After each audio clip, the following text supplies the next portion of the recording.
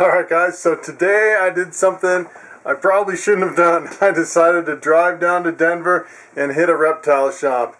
And of course I was walking through the reptile shop and the guy comes up and he says, can I help you find anything? And I said, well, you wouldn't happen to have any Pac-Man frogs, would you? And sure enough, he had some Pac-Man frogs. And I bought this big, huge, massive Pac-Man frog. Let me show you that frog. But first, you guys know I've been getting into the Pac-Man frogs. I want to show you these little ones that I bought. I bought a couple albinos at the last reptile show. And first, just for kind of comparison, take a look at this guy. He's doing great. He's kind of tucked in here. And it's interesting, in these dark tubs, they don't really burrow down that much. They seem more comfortable in the dark.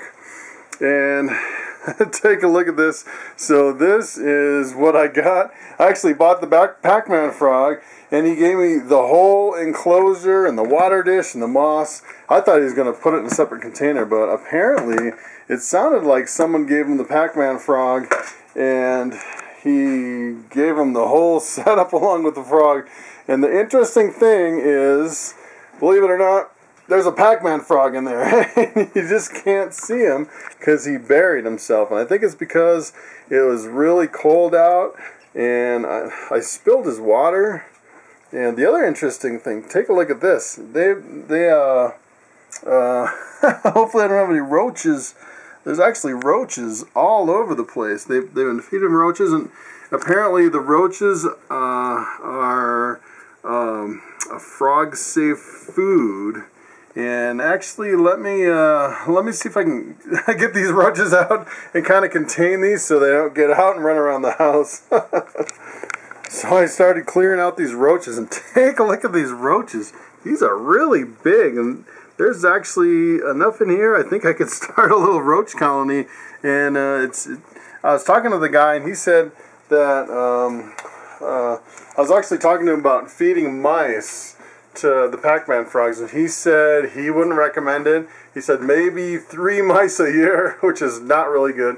And then you guys know I've been breeding mealworms, and I started talking to him about the mealworms, and he said the mealworms aren't really good to put in the enclosure with the Pac-Man frog, because he said, I don't know if this is true or not, but the mealworm and the superworm can actually bite the frogs and, start burrowing into them, kind of like they're eating the carrot, and they'll burrow into the Pac-Man frog.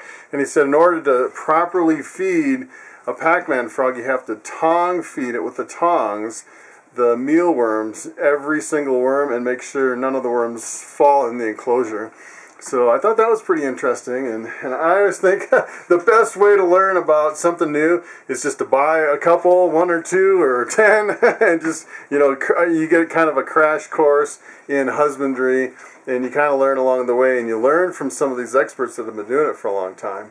And it looks like the roaches might be the easiest way. You just throw them in there, and you really don't have to worry about them. And according to this setup, according to what he was doing, it seems like the roaches don't harm the Pac-Man frogs, which is pretty nice. But, roaches kind of freak people out sometimes. That's the other thing.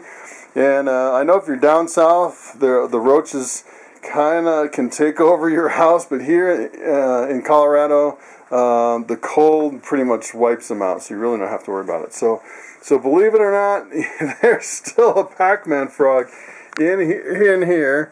And let me show you this frog. He is completely buried. Ooh, we got another little roach.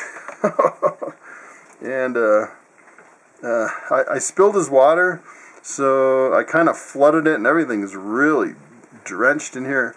I think I'm going to have to replace this substrate. And I think there was a frog in here. Somewhere there's a frog in here. Hopefully. Oh, here we go.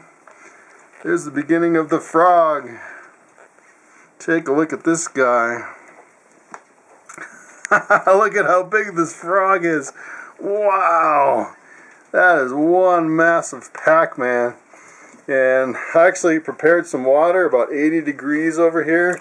So I'm just going to throw him in here and wash him off a little bit so you can actually see how big he is.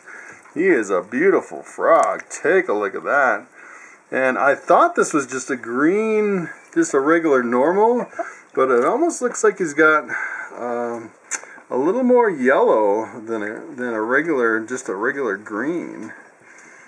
But he is pretty amazing, and I was picking him up, and he didn't seem to mind being handled. And I'm thinking maybe some kids had him and handled him a lot. I don't want to pick him up too much because I don't want him to jump and crash land somewhere. But he is a beautiful looking frog. He seems like he's really tame, and it'd be nice to get him to where you can actually see him a little bit better instead of kind of buried in the substrate. But he looks like he's got a good body condition. He's nice and plump. And I was trying to see if he's a male or a female. You can kind of look by the front feet, they say, and I couldn't really tell. He may not be old enough. The guy at the pet store actually said he was going to grow up to be quite a bit bigger. So I'm thinking, you know, maybe these frogs, I'm not sure if they could live their whole life in my little hatchling racks over here. But I'll have to put them in there and kind of see what size he is compared to my hatchling rack tubs and see if he'll actually fit in there. Okay, so I decided to actually just pull a tub to kind of take a look and see how he fits in this tub. I guess he fits pretty good if you put a little substrate in the bottom. Whoa, he's getting a little crazy, and definitely don't want to get bit by that thing. But he's got quite a bit of clearance, I'd say, for hanging out in there. If I just put a little like an eco earth on the bottom and some moss around him and tucked him away in the dark, I think he'd be fine in there. Alright, so take a look at what I have going on here. So I set this tub up. I put some eco earth on the bottom, and I soaked the eco earth in some water, and then I used some sphagnum moss, and I put it up on the top, and it looks really good, except when you put it in the rack, there's not a whole lot of room in here.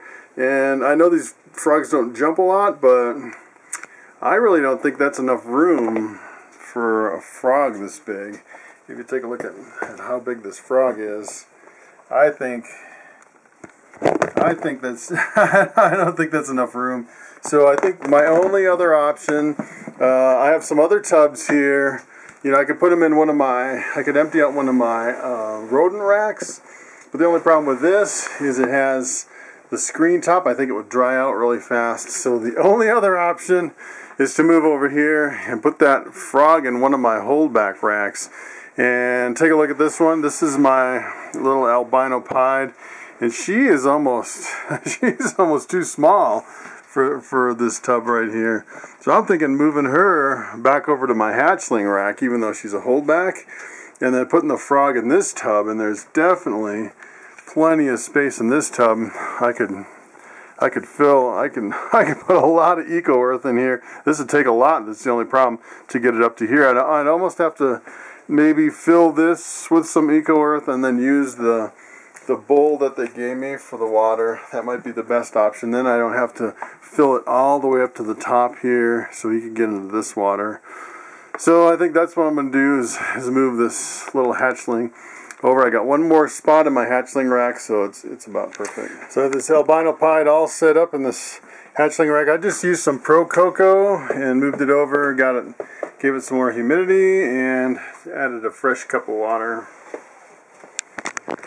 Okay, so I think this enclosure is a little bit better. This is the final setup. So this water cup, I just filled it with moss so he wouldn't fall in there and get trapped, and then he can get out real easy. And then I put a separate water dish, and I put a little more substrate so he's got plenty of room to move around. And if you slide it into the rack here, there's quite a bit of substrate. He definitely has more room to kind of jump around, and most of the times they just burrow down and just kind of hunker down on the substrate. So now that I have this set up in this rack, I realized one other problem I have, and that is Pac-Mans do not do well at 88 degrees, and that's what I have the hotspot set for this this whole rack here. The hotspot of 88 degrees. So apparently they can tolerate the room temperature here is about perfect, and the room temperature here is about 81, 82 degrees, but any hotter than that, and they don't do very well. So what I'm going to have to do is I'm going to have to move some of my holdbacks back to the hatchling racks, and if you look at some of these holdbacks, they're still small enough. I think they'd be okay for a little bit in the hatchling rack. So right now I'm just kind of juggling around different things, and I definitely have to figure out a more long-term solution between my frogs. I thought for sure I could raise these in the hatchling rack since I had room, but it almost looks like I'm going to need maybe another 50 series rack just for my Pac-Mans as adults. So that's kind of where I'm headed. Okay, so I put this guy back in the water just to rinse him off a little bit, and I am going to put him in his enclosure up here and see how he does. Jumps right in the water. I think he'll do fine in here. They don't jump really high, and I don't think he really needs a lot of room as far as going up and down. And whoa, he could jump out though. Whew. But I think he'll do fine in there. I just have to unplug the heat. That's the first thing. Alright guys, so you know I'm shaking and moving, changing things up all the time. So take a look at what I have going on over here. I moved those 3 hatchlings back over to this rack, plugged it in, and they're doing fine. They have, for now, they have plenty of room. It's pretty tight for this one, not too bad, but it's kind of a short-term solution. And I moved the frog over here, unplugged the whole row, moved all the snakes out of the row, and I just have the Pac-Man frog. And I'm starting to think that these guys really like to be more in the dark.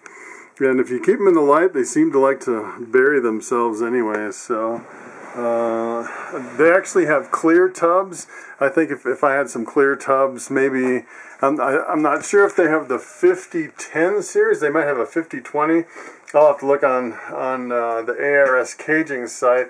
But if I could get these 50 series tubs, and maybe not 40 of them, maybe just like a single stack, and keep a bunch of frogs that way, that would probably be the ideal solution. So that's what I have going on. Thanks for watching, and I will see you next time.